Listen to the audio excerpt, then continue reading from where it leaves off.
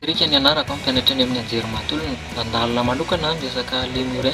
Zavatra ho tantarako antsika eto androany dia niterahako tany amin'ny distrikan'ny Farafangana.